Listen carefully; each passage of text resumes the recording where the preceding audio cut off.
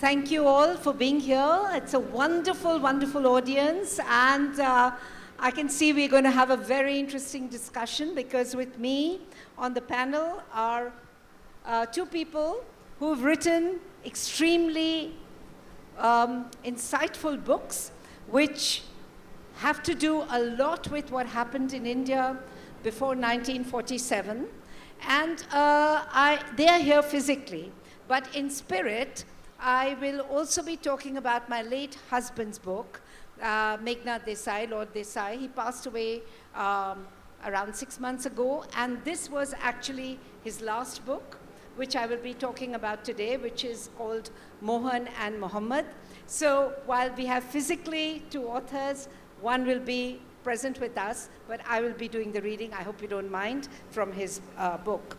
To talk about these two, three characters actually, from history, we would like to first delve into the fact that each of them had very different ideologies. That is Gandhi, Jinnah, and Savarkar. And each of them gave something to the freedom struggle in their own way. You may agree with their ideology, you might disagree with it, but the fact was that they led us to the moment that India got its independence, and also the partition took place at the same time. I wanted to first ask, actually, Makarand, because he has written this wonderful book, which has just come out. It's to do with Hindutva and Hind Swaraj. It's called that. But I would like to ask you about the two books that were written by two of the leading characters that we're talking about today. That is, Gandhi wrote a book called Hind Swaraj, and Savarkar wrote about the first independence struggle of India in 1857. These books were written from very different points of view.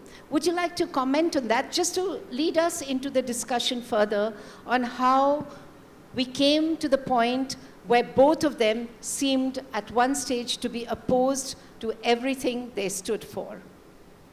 Thank you, Lady Desai. And can you all hear me at the back? Good. And a big shout out to the JLF team. Thank you for yet another JLF, a wonderful show, and for inviting me. I've been here several times. So thank you, Namita, Sanjoy, and William Dalrymple. This is a special occasion for me because my not yet 4-year-old daughter is in the audience, and this is her first JLF. But it's also special for me because of what Lady Desai just mentioned. Lord Meghnad Desai was a friend, a sort of mentor to me, and he was very encouraging of younger people. So we miss him today, and his posthumous book is in our midst. So it's, for me, a very special occasion. Now, yeah, that's the book, and I was glancing through it. I'll have occasion to say a few things about it, as academics do, without reading the whole book, as you know. But speaking of this book and the question that Kishwar asked, it's very interesting that two path-defining, path-breaking books were written in the same year, 1909.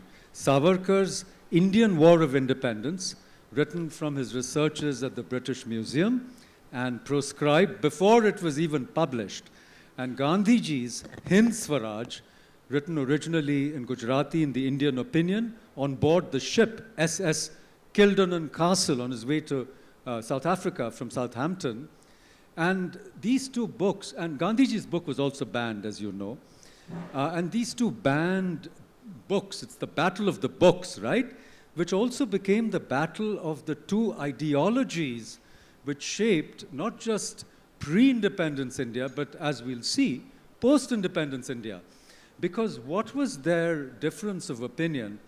Basically, Savarkar in 1909 actually wanted a united Hindu-Muslim struggle against the British Empire, and he rewrote the history of the Great Revolt of 1857, which the British historians had called the Sepoy Mutiny, and he wrote it with the express purpose of inspiring the present generation, that is the generation that was growing up around 1910, 19, whatever, that generation, to overthrow the British, taking inspiration from the heroes of 1857. So it was a history meant to inspire armed revolution. And he says that in the introduction to the book, which was banned and actually not available till many years after independence. On the other hand, Mahatma Gandhi, whom we don't want to call Mahatma anymore, actually wrote a very different kind of book where he said that armed revolution was not the way for India to fight for its freedom because of Indian exceptionalism. We were a spiritual civilization, and Swaraj meant that we had to find a different path to independence.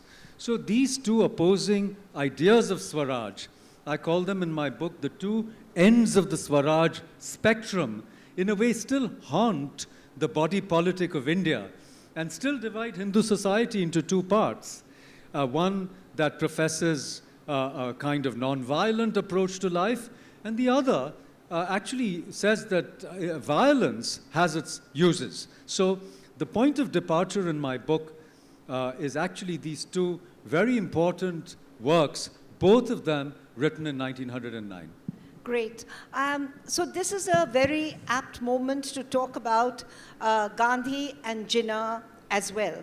I want to point out that in Meghnad's book, what he has done is he has referred to the many commonalities between them and the differences that emerged later on. So like you have said, that there were polarities between Gandhi and Savarkar, but we also find that in the beginning, there were many similarities between Gandhi and Jinnah. They both came from Gujarat. They were both lawyers. They became lawyers. There was a difference of age between the two of them, but they both went to England to study. They both took their bar exams or became lawyers at around very much, the same decade or the same period. At that point, interestingly enough, Savarkar was also there. He was also in London, and he was also a lawyer. So you can imagine that these three very different, or we think of them as very different individuals, all coming from India. Savarkar was a Maharashtrian, so not very far from Gujarat. They all emerged around the same time. They're all in London, but they have, as I said, different ideologies, and they take then different trajectories. However, Jinnah and Gandhi return to Bombay after having done their law abroad, and then they try and set up careers in Bombay. Gandhi was not a very successful lawyer, though he would then later on go on to plead successfully for India's independence, but he was not a successful lawyer, and so he goes back to, he actually goes to South Africa. Jinnah stays on and reaches great heights of success.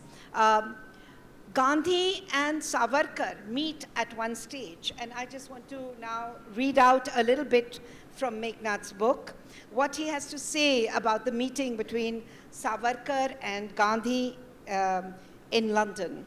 So he says, the year 1909 was also when Mohan met, during his visit to London, a young Indian training like him to be a barrister. Vinayak Damodar Savarkar was a staunch Hindu nationalist who was to have a lifetime of disagreement with Mohandas Gandhi about Hinduism and its message, as well as other matters. Savarkar wanted India to be modern and industrialized after independence, whenever it was to happen. Mohandas was by then convinced that modernization, especially along Western lines, was evil. India, when independent, would have to reject that path.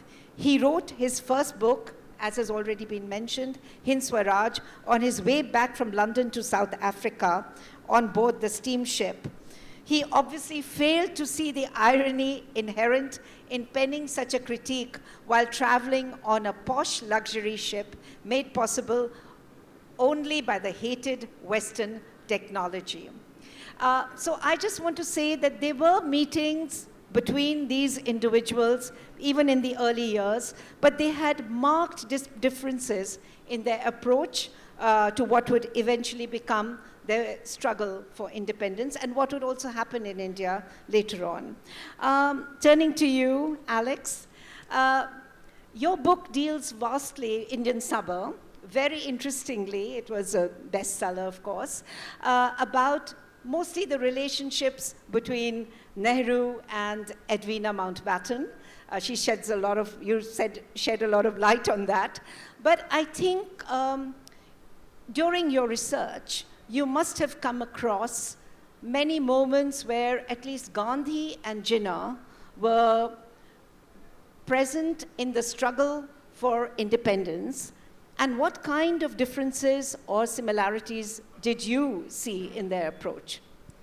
Well, it's really important, I think, to sort of understand that there's a whole shape to the way that this independence struggle moves, and that these men move in directions which kind of bind together. So if you think about the kind of the first 20 years of the 20th century, the Indian National Congress was at that time largely really quite a secular organization. Of course, lots of people belonging to it of different faiths, but working together. And actually, of course, there were Hindu nationalists, also Islamic nationalists, but these people were really on the fringes of politics at that point.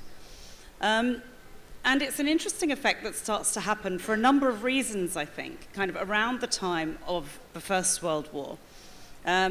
Obviously, Gandhi returns to India from South Africa, bringing with him this very new ideas about politics. At the same time, of course, there is a war. Many Indians are serving in that war. This is all happening. And of course, very shortly after the war in 1919, the Jallianwala Bagh massacre in Amritsar. Lots of radicalizing events. So actually, when Gandhi came back to India, initially, Muhammad Ali Jinnah, when he was kind of early in politics, was actually seen as the ambassador of Hindu-Muslim unity. This is what was said about him, that he was somebody who was a very uniting figure, partly because he was really quite a secular person.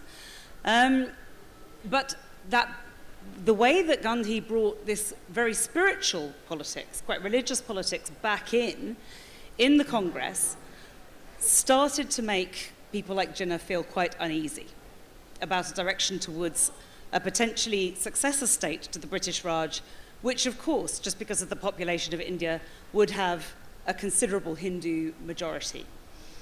So it started a process, and it doesn't all happen at once. I'm afraid there's a huge simplification because, of course, we're just talking at an event with a short time, of actually divergence between these men.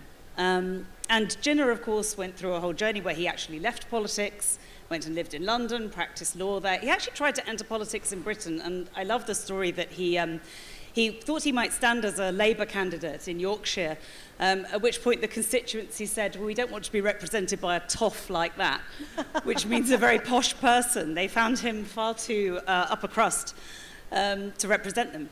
And actually he was, he'd sort of left politics and he wasn't that interested in it until apparently, so the story goes, he heard that back in India, his great rival, Jawaharlal Nehru, had been at a dinner party where he'd said, Jinnah is finished. Oh. And at this point, he packed up, went back to India explicitly to show Nehru what had happened here. So I think these personal relationships are actually very important as well as these great historical trends. But I also think we must recognize that as you've got in India this kind of increasing religiosity in politics, and it is complicated because Nehru, for instance, is also quite a secular figure. Although he's a great ally of Gandhi, he hugely admires him, has a kind of guru relationship. He isn't into the spiritual side either. He also believes in modernization and this kind of very different idea of progress.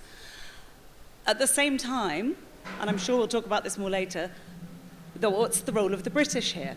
And the British are also very heavily digging into divide and rule. They're digging into dividing communities, and it's partly because it helps them to understand India, which they don't necessarily understand very clearly. All right, okay, so this lot are Hindus, this lot are Muslims. But because they're putting that in very formal ways, especially after the First World War, legislative assemblies have reservations of seats for people of different communities. This starts to really solidify those identities, and we really see this identity politics coming up. So it's coming in both directions, from Indian politicians and also from the British. Right. I just want to go back to Meghnad's book just as a reflection of the times, because how people changed their stance. As he says, it'll sound strange to the young people of today to refer to Jinnah as being in Indian politics. But Jinnah was, after all, at that point, a son of India, even though he was to become the father of Pakistan. Both Gandhi in South Africa and Jinnah in India were part of the Congress. They met up in 1915 when Mohan returned to India, and for almost 10 years, they worked together. This is a fact, that both Gandhi and Jinnah worked together, where often appearing on the same platform together.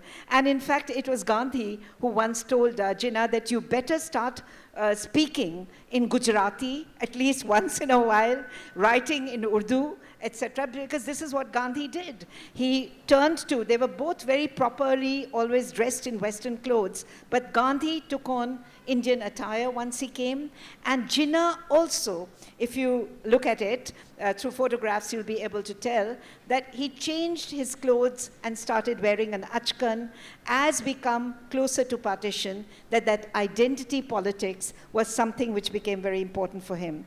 This was, so to go back to when they were both together in the Congress, this was a time when Muhammad was regularly active in the Congress. Mohan was seen at Congress gatherings as and when he was in India, while he was active in South Africa. He joined Congress activities in India upon his return in 1915, while Jinnah got elected to the Viceroy's Council. In 1919, impressed by India's contribution to the British victory in the First World War, Edwin Montagu, Secretary of State for India, announced the British plans to begin the process where there would be a movement, slow and steady, towards self-government in India. So during the 1920s, the ways parted of Mohan and Muhammad. Mohan became the undisputed leader of the Congress, which he converted into a mass political party rather than a polite constitutionalist lobbying society which it had become, and committed it to the Khilafat movement. Now that brings us to the point where I think there is further divergence then between Gandhi and Jinnah. Would you like to take that on, Makarand? Absolutely, and not just Gandhi and Jinnah, but Gandhi and Savarkar, because, 1919, the First World War, the Great War ended, but something else happened which had a bigger impact in its own ways on the politics of India, especially the politics of independence, which was this Khilafat movement. This was a movement to restore the Khalifa, the Caliph. And Gandhi supported this movement because he wanted Hindu-Muslim unity. And Savarkar said this is a big mistake. Of course, Savarkar had not yet been released from the Andaman jail by that time. And in fact, he was released after the general amnesty of 1919, 1920, when many of the political prisoners were released from Kalapani, from Andamans. I think Savarkar was released in 1921, but not released without conditions. He was in Ratnagiri, he was under house arrest, and Gandhi went and met him there. In fact, they met thrice, famously, one you've heard of in 1909, but they met earlier at India House in 1908, and the story goes that Savarkar was cooking prawns when Gandhi walked in, and he could smell the fish, it was fishy for him, and he said, "What are you making?" So Savarkar said, "Please join me, I'm going to have some prawns." And Gandhi was a sworn vegetarian, as you know, so their divergences go way back. But the Khilafat movement was the breaking point when Savarkar completely changed his position, because he saw in it the seeds of the partition of India. And after that point, even in 27, when he met Gandhi, he told Gandhi that, look, the policies that you're following of the appeasement of the Muslims, this is what Savarkar was saying, is going to lead to the partition of India. And Gandhi said, I don't think so. I think Hindus and Muslims can together make India, one great nation. And in fact, in 1947, almost, Gandhi never changed his position on that. So there were two divergences, one with Jinnah. Jinnah was called the ambassador of Hindu-Muslim unity in the Lucknow Congress of 1916, and the person who called him that was Sarojini Naidu, interestingly, who also wrote a little biography of Jinnah. Now, I just want to say a few words to what Alex had said earlier, that I don't think the politics of that time can be fully understood in the phraseology of secular versus religious, because the most so-called secular person, Jinnah, who loved his salami, which was a haram meat, as you know, pork is not allowed for Muslims, then became the champion of a Muslim state. And Savarkar, who was not a ritualist Hindu, he was not a Sanatani Hindu in the sense that even Gandhi called himself a Sanatani Hindu, became the champion of Hindutva. So the second, book that he wrote, it was actually a pamphlet in 1923 when he was in Ratnagiri, and then he revised it, Hindutva, or Who is a Hindu. If you read it today, you'll see it's actually an exploration. He himself doesn't know entirely at the beginning of the book what he means by a Hindu, and he's exploring it and then comes up with a kind of political definition, okay? It's not a spiritual or a religious definition. So it's one of those ironies of history that the person who called himself a Sanatani Hindu wanted a Hindu-Muslim unified India and believed that religion was a private matter. And the two people who were so-called secular and even atheists, Savarkar was an atheist. So just a little plug for my book. I stage an encounter with them in the afterlife based on the Mahabharata idea of the Svargarohan Parva. But in my book, they actually meet in Narak. And you have to read the book to understand why they meet there. But, the sins of earth have to be purged somewhere. But, the point I'm making is, to answer your question, the split between them became permanent after the Khilafat, that is, between all three of them, and they then took these different paths which had ramifications and implications to this day. But because these were giant personalities, they were very, very big figures in our history. Maybe they were not at that time so well known, but their personal interactions were to impact Indian history forever. So there was, as Meghnad puts in his book, almost like a game of snakes and ladders going on between Jinnah and Gandhi at various times in their career. And he very succinctly puts it down in a couple of paragraphs. You have to actually read the book to be able to really understand how their paths at times were so close to each other, and sometimes they would be completely divergent. And so he says, the duality of patient constitutionalism, which actually Jinnah did follow to a large extent, but he also went for direct action when he became impatient. If you remember, as we inch closer to the partition, he announced Direct Action Day, which was one of the bloodiest chapters of pre-partition India. And direct action agitation defined the two paths taken up by Jinnah and Gandhi. It was like a game of snakes and ladders as to who was ahead and who jumped over to go past his friend and rival. Because indeed, till the very end, they continued having those conversations. But it wasn't that they were both on the same page. At the moment of Gandhi's return to India from South Africa in 1915, Jinnah was ahead, though Gandhi had acquired a name for himself thanks to his activities in South Africa. Then the Rowlatt Acts and the Jallianwala Bagh agitations took Gandhi ahead of Jinnah. The Gandhian tactics of civil disobedience clothed in Hindu religious symbolism were not Jinnah's cup of tea. So he slid further back. And while Gandhi became the undisputed leader of the Congress Party, now a mass political movement, Jinnah stuck to the constitutional path. Chauri Chaura shattered Hindu-Muslim unity and strengthened the Hindu Mahasabha. The Motilal Nehru report shut Jinnah out. He exited India and, as you mentioned, went back to London. So it goes on. Their careers, I mean, it's like one is ahead, one is behind, one is ahead, one is behind. And then ultimately, we know that Jinnah just decided there was no way left for him than to opt for Pakistan. And he was ready to even accept what he himself used to call a moth-eaten version of Pakistan that he eventually got. But I want to ask you, Alex, that whilst these games are going on, in the last 1 year, as we come closer to independence, you have the arrival of the Mountbattens. And that seems to seriously impact Indian history.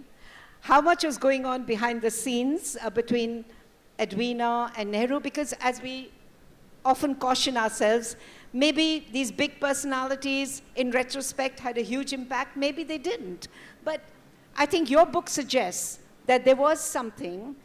Now, wouldn't Gandhi and Jinnah both have known about what was happening between Edwina and Nehru at that time?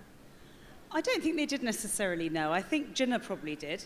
I don't know what Gandhi knew and didn't. I mean, obviously, nobody was writing this stuff down. And I think it was, and it's also, there's a big discussion about when, you know, when that particular relationship became a romantic relationship, for instance, which is really impossible to date.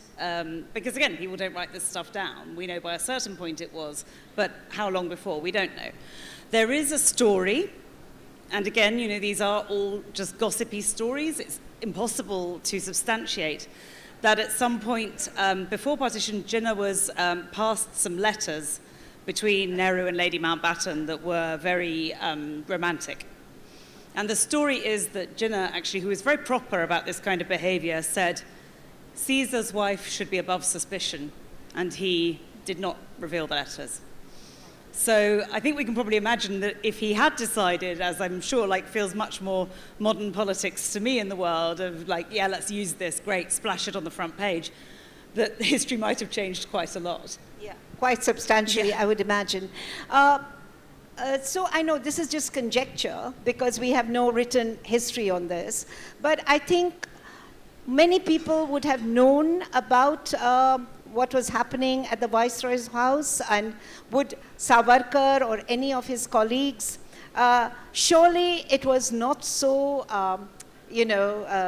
not such a big secret, it seems. Most people would have known of this closeness, and did it have any impact, do you think? Well, you know, I mentioned that the 1920s were a turning point. You mentioned the failure of the non-cooperation movement when Gandhi pulled back for moral reasons. But both Jinnah and Savarkar thought of Gandhi as a very impractical and irrational person. In fact, in Lord Desai's book, which I was skimming over, he quotes these letters that and excerpts from the statements of Jinnah, who was very ironically, though politely, saying, well, Gandhi will wait for his inner voice, and he's an impractical man. In a letter he wrote, you're in Shegao, which was near Wardha, and you live in an ashram, you're spinning your charkha, you really don't know what's happening.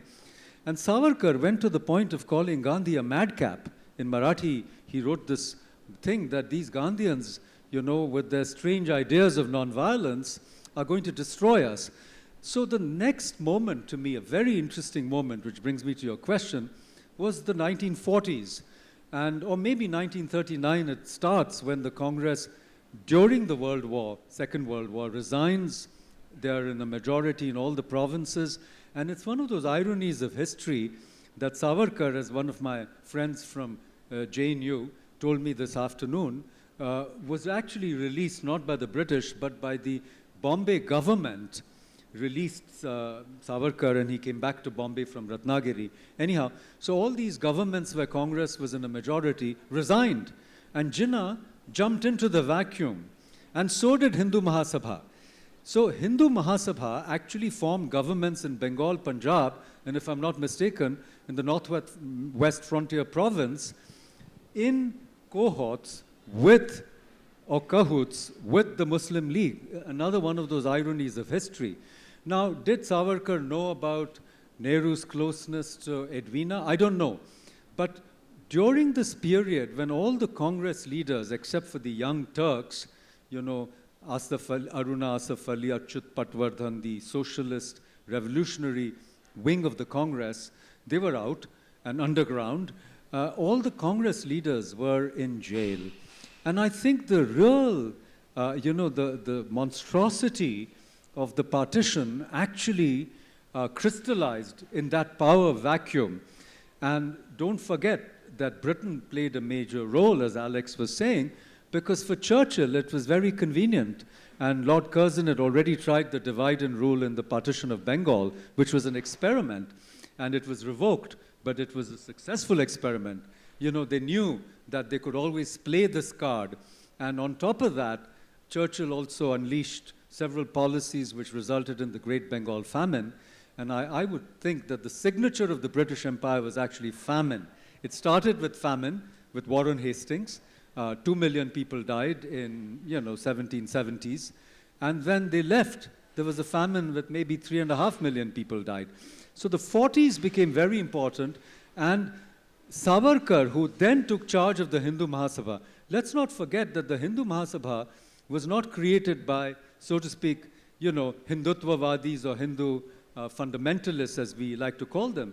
Hindu Mahasabha was created by Madan Mohan Malaviya, Lala Lajpat Rai, Sir Gangaram, people who were congressmen. But it's Savarkar, who was never a congressman, who took the Hindu Mahasabha much farther away to the right from the Congress, just as the Muslim League, some of them were Congress people, including Jinnah, took the Muslim League very far away from the Congress. So the seeds of partition and the seeds of this, never-ending, one of the things I say in my book is that old antagonisms don't end. Yeah. They just keep resurfacing. So you have to address them really deeply. And the antagonism that I talk about in my book is not just between those who wanted Pakistan, but between two factions of the Hindus. And I'm actually saying the session is called Polarities, but I argue that these polarities are not, we have to find a way to, should I say, negotiate them. Because I argue that however much Gandhi and Savarkar disagreed, they agreed on Swaraj. So the real polarities between Swaraj and Jihad, it's not between two different kinds and approaches to Swaraj as people today like to tell us. And I always say, you don't have to believe anybody whole hog. You don't have to be a, absolutist Gandhian or an absolutist Savarkarite. I won't bring in Jinnah into this.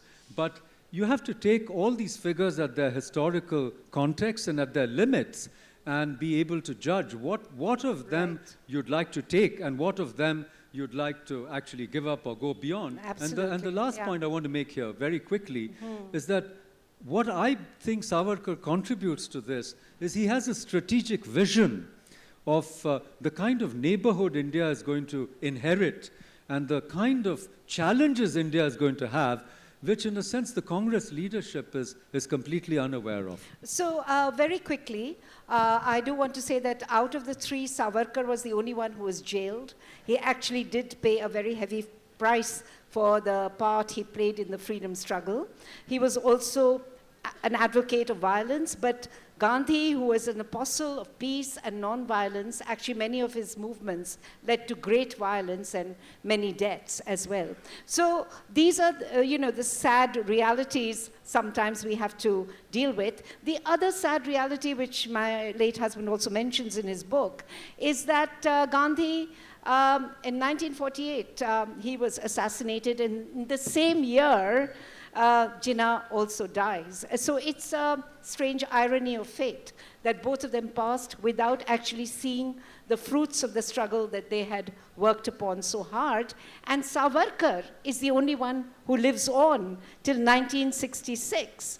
And as you say in your book, he decides to stop eating and drinking and water, whatever, and he's just passes away like that. So I think on that note, because we have very little time left, I'd like to open the floor for questions from the audience. Yes, are there any young people in the audience? Are there? Okay, this lady in front. Can a mic be given to her, please? We're trying to give young people a chance. Thank you, sir, thank you, ma'am. My question is, as you said that in the beginning, that today people don't like to call Mahatma Gandhi with Mahatma. But at the end, whose ideology can bind my country, India, together? Whose ideology in the end will bind my country together? Is it Savarkar's ideology? Is it Jinnah's ideology? Is it Mahatma Gandhi's ideology? Okay. Is this question addressed to any person, or can anyone take it? Okay, Makarand, you want to give that a quick answer, but quick, because we want to take a few more questions. Yes, so I personally, if you ask me, I don't think we should, take down Gandhi, as is very popular nowadays, because he played such a huge role, and it's not just in India, all over the world. When you want to struggle against power and authority in a manner that raises the conscience of the people, including your oppressor, so I think he's still relevant. Now, who's going to unite us? Well, if you want a confederation of India, Pakistan, Bangladesh, it looks very unlikely. It doesn't look like something that we want, it seems. Obviously, you have to turn to someone who wants to show you the path of peaceful coexistence. But when you're under threat, and when your opponent does not believe in nonviolence, as we saw when we were invaded in 1947, then you need a strategic vision to be able to use violence in a limited manner. And in my previous book, I showed that Gandhiji flips, and when Kashmir is invaded, it is he who says, send the troops. Nehru is not sure. So you have to deal with the times, as it were. And just to say that even the UK has recognized Gandhi's relevance after opposing him, and we set up a Gandhi statue. My husband and I, we worked on a trust and raised money to set up the statue right outside the gates of the House of Commons. So, and it's amazing that his relevance never goes. And internationally, he's recognized, so we should recognize that. Okay, very quickly, your question there. That gentleman standing there. Me? Hello. So you was telling that it was sometimes who is Mr. Gandhi going ahead of Jinnah, and it was sometimes Jinnah going ahead of Gandhi in power. So can we say that this partition was nothing but a fight of power between Gandhi and Jinnah? Alex, you want to take that? Oh, I think that would be far too simple, actually. I mean, I'm not saying that it's not a factor, but I think it's much more complicated than that. I mean, I had to write a whole kind of 350-page book to explain the journey to partition.